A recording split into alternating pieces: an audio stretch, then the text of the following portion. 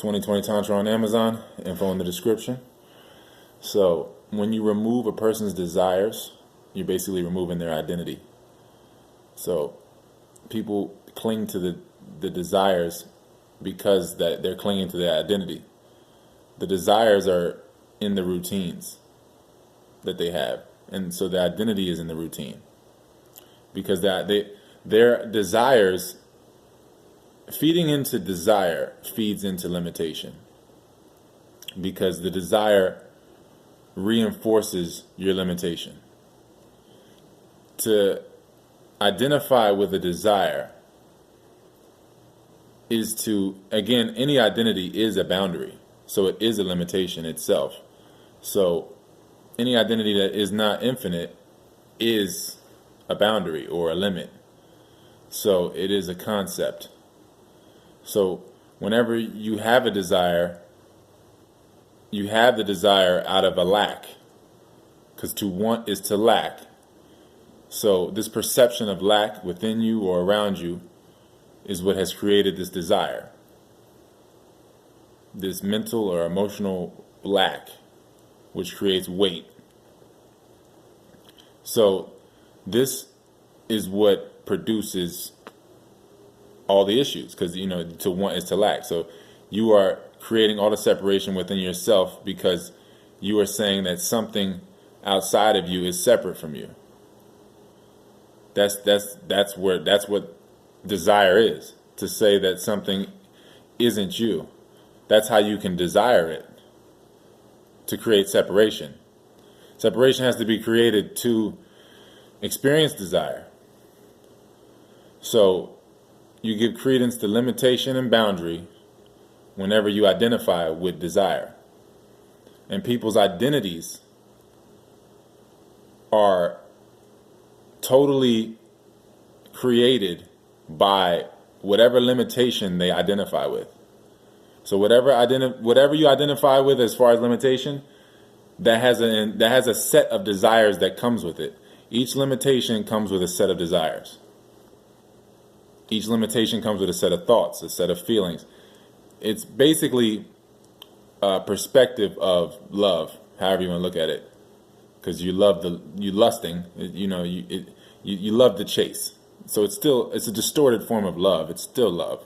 There's no separating anything, because there's only one emotion. There's only one thought, one source, one voice, just a bunch of echoes and reflections. So with that said, the further you get from the center of that circle, from that one emotion, the further you get from the truth, the further you get from the source, the further you get from the now, the further you get from the protection, the abundance, reality, truth, whatever you want to call those things, the core, the center, God. It's a lot of names we could call the core. So the tantric lifestyle is realizing infinite love, basically, or just infinity in general. That love isn't something that's owned; it's something that's shared, and it's indefinable. And anything that's immeasurable itself is true. Anything that's measurable is an illusion, because it's finite.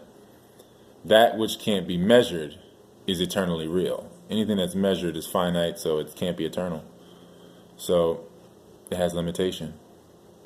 So that which has no limitation, that which has no form, that which doesn't identify with form or limitation, can enter where there is no space. So that is no boundary.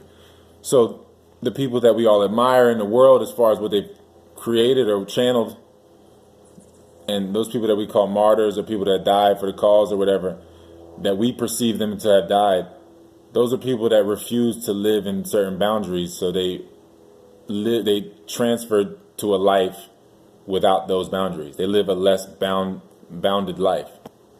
They live a life with less boundary because they refuse to live in this one.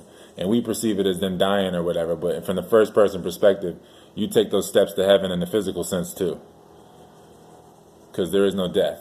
The ego death, from the first person standpoint, from the third person standpoint, ego death is actual death.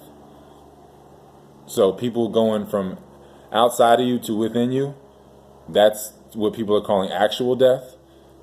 Just like how you people are going from inside of you to out of you, just because we are portals. But as you go through ego death to the world, you're going through actual death from the third person perspective. From the first person perspective, it's just ego death. It's just you changing seasons. Because the body or this energy is just a house. And the souls or the observers or whatever you want to call it, the spirits, whatever you want to call it, the energies, those come and go seasonally. So if you identify with the house, then it's a little, I guess you're identifying with the frame instead of identifying with the rooms.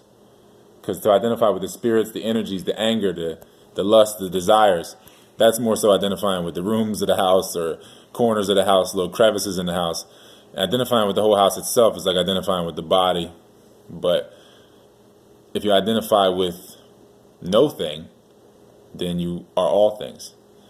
If you don't possess anything, you have everything.